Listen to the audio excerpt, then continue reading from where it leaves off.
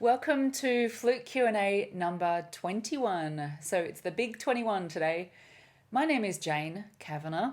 I'm Australian. I'm a flute teacher.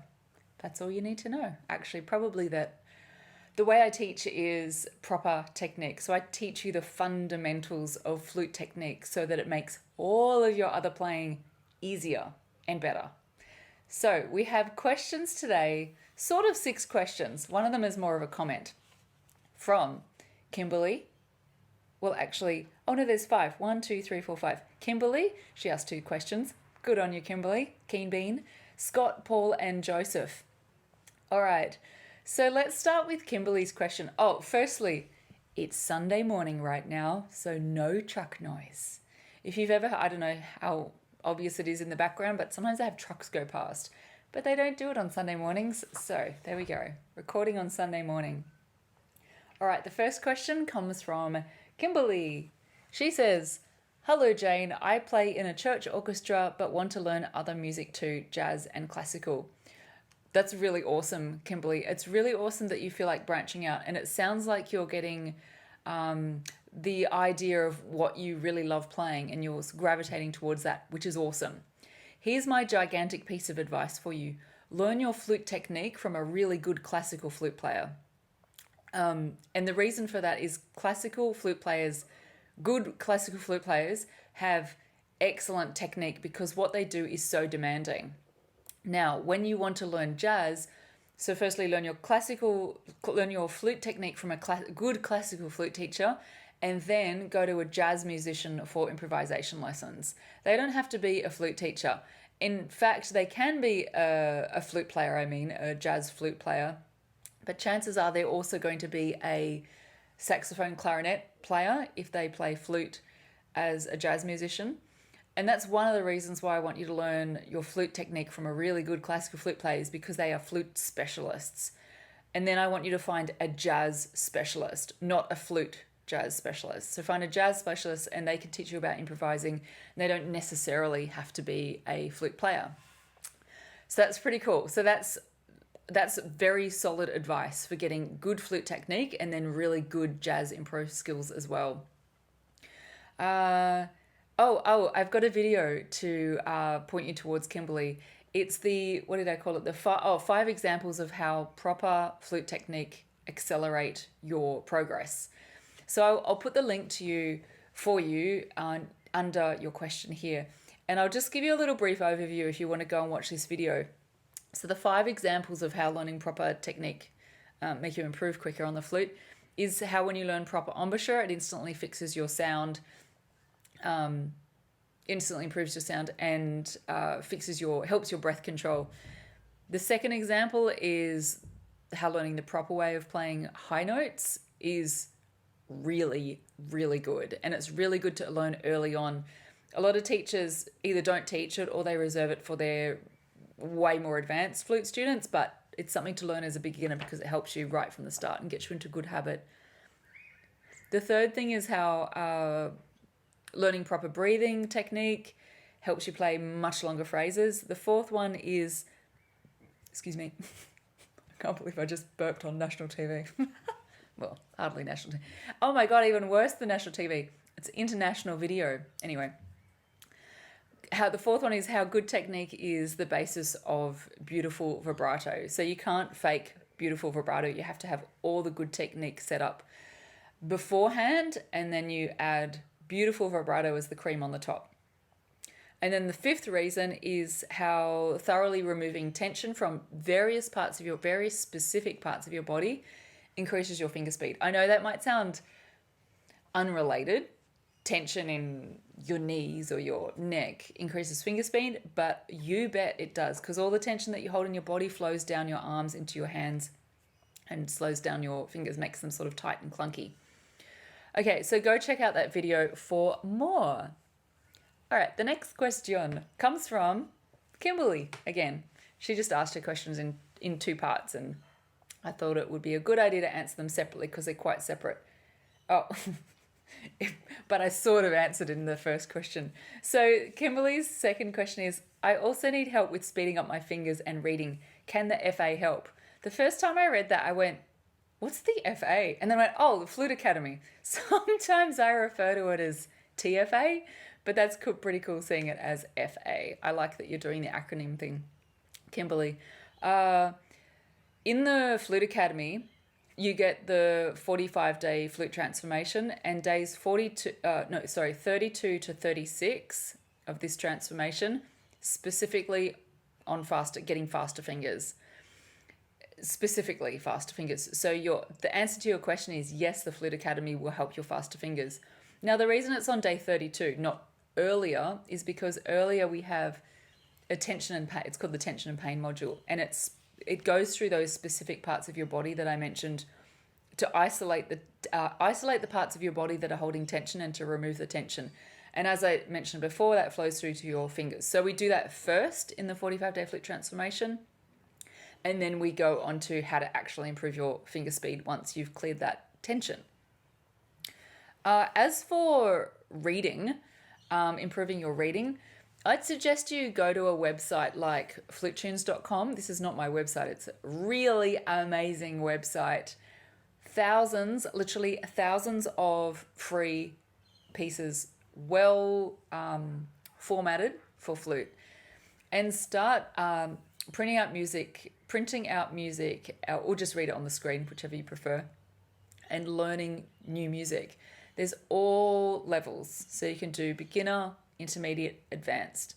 Those three categories on Flute Tunes, they're very wide. Like beginner can include something where you've been playing for less than a year. Advanced are pieces that I need to work on and practice to be able to perform because they're so difficult. Huge range in just three categories. So do not be dismayed if you click on a beginner piece and you're like, I can't play that. It's quite a big range within beginner as well. So that's a good idea, is just to practice your reading. It sounds like you can read already if you're playing in your church orchestra. So go to Flute Tunes and check out their amazing range of music. Now, Kimberly, what you were saying before about how you can already play the flute because you play in your church orchestra, you are a perfect candidate for the Flute Academy. So the Flute Academy is not for total beginners. So if someone asks, I'm a total beginner, should I join the Flute Academy? I say no. Go and have a few lessons and then join, just so you know what you're doing. The Flute Academy teaches you proper techniques.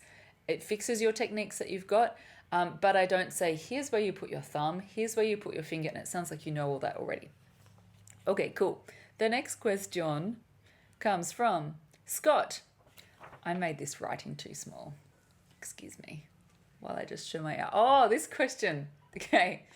Now, the question actually goes... So what I've written out underneath this video was... It starts, when I tap my head joint on my leg to remove condensation, I hear something jangling in the lip joint or crown. What is that? But what the question actually said was, hi, babe. Looking nice. Why, thank you, Scott. Love the flowers too. Excellent taste. Thank you, Scott. Here is my question. When I tap my head joint on my leg to remove condensation, I hear something jangling in the lip plate or crown. What is that? It's very likely, Scott, that the jangling that you hear is the cork, which is in the top of your flute, and it's dried out and it's jingling around. Not good. So take your flute to a good flute repairer or instrument repairer and see if they can replace the cork for you. I'm not sure whether you can revitalize a dried out cork or whether you need to put a total new one in there. So not sure about that because I'm not a flute repairer, but if something's jangling, oh my gosh, definitely get it replaced. Sometimes, you know how you've got this on top here? If mine comes loose, I don't know, I'll put this near the microphone. Hear that? Whenever I hear that when I'm playing, I'm like, oh, just got to like slightly tighten that up. Not too much, because if you do it too much, it'll move the cork. And then you can see that there's no jangling anymore. But I think the jangling you're talking about sounds much more substantial, so that's why I'm guessing it's the cork. Now, if you're thinking, what, you have a cork in your flute? Well, we all do. And in fact, quite a few years ago, I think it was 2019, I did a video on, guess what? You have a cork in your flute. So I'm going to link to this video below, link to the video below this video for you, Scott, so that you can check out what the cork is in your flute and what it does. And I talk more about it there for you. Okay, the next question. Okay, do the classes thing. From Paul. Paul says, I'm studying level 3 AMEB. So firstly, AMEB is the Australian Music Examinations Board.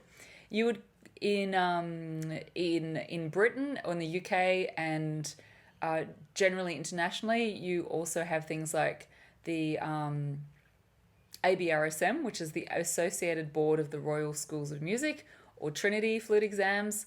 I don't know the American one. I'm not sure if there is one. And in fact, if you're watching this on YouTube and you know whether there is an American flute exam system, let me know, because I've been curious about that for a while.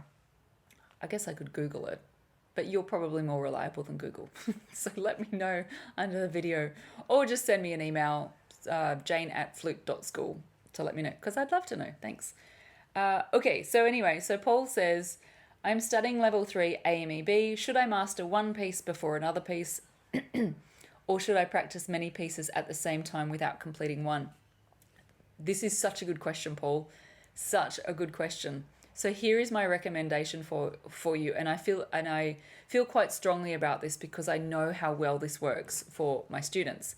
So when you're learning a piece, learn the correct notes, rhythm, and articulation of the whole piece. You can do it bit by bit, but focus on the one piece until you get the correct notes, rhythm, articulation. Once you've got it to that stage, that's where I give my students a star for the piece. They can play the right notes, rhythm, articulation. Once you've done that, awesome. Now you keep playing this piece for weeks and weeks and weeks and weeks to consolidate it. And during that consolidation time, you can do two things. Add dynamics to the piece and also start learning another piece. And you'll end up having this rolling effect where you've got a piece that you know all the right notes, rhythm, articulation, but you're also learning the right notes, rhythm, articulation of another piece as well. So you're playing this one that you already know, you're starting to add dynamics, you're getting way more familiar with it, more comfortable with it, but you're learning another piece at the same time. And then when you get that one up to correct notes, rhythm, articulation, then you can start doing it with another piece, and you gradually add dynamics to the pieces that you're consolidating. Some teachers want you to learn dynamics straight up while you're first sight reading the piece, and there is a good reason for that, because it sort of gets you doing the right expression straight away. However, what I find with most flute players, unless you're at a really high level, you just don't have the brain capacity for adding dynamics at the start. Doing right notes, rhythm, articulation is enough. So that's why I say add dynamics later when you've got the brain space for it. Okay, so that is my strong recommendation for you, Paul. Let me just check that I haven't missed anything that I wanted to tell you. No, that's it. Awesome. Okay, the last question, which is not a question, comes from Joseph. Hi, Joseph. He says, hang on, let me say that again. Joseph is referencing a question that Bruce asked in Flute Q&A number 18. So Joseph says, ask Bruce if he's got tension in the tongue. I had this problem and that was the cause of it. So firstly, thank you very much, Joseph. Bruce's question was, how do I control salivating, particularly when tonguing? So there's, oh my God, sorry, my brain was just doing like 3 things at once then. It's not very good at multitasking. You can tell that you've got a tight tongue when you play, because when you breathe in on the flute, when you're playing the flute, you can see your tongue. Like, for example, like if you play...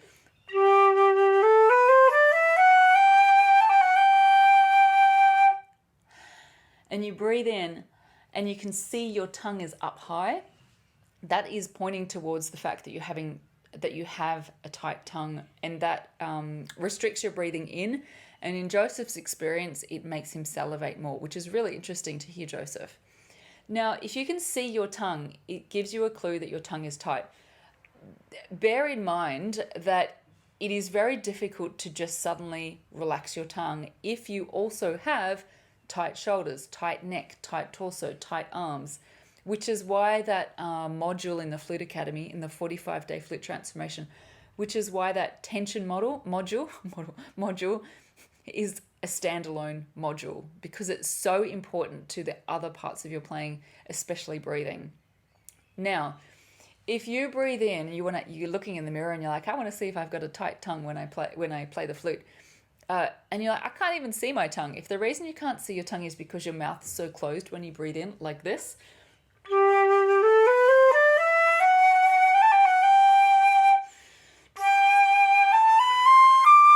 Did you see how my mouth was very closed then? Then you probably have a tight tongue. If you have a tight mouth, so tight that you don't even open your mouth much when you breathe in, you definitely have a tight tongue as well. So there you go. Now let me give you a demonstration of how I would breathe in.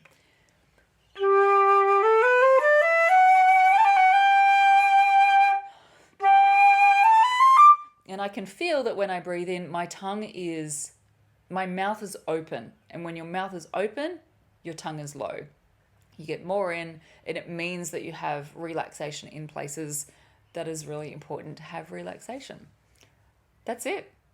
They are the Q&As, the Q's in the Q&A for Q&A number 21. That was a tongue twister. It's been nice having you all here. Sunday morning, no truck noise. It's heaven. See you later.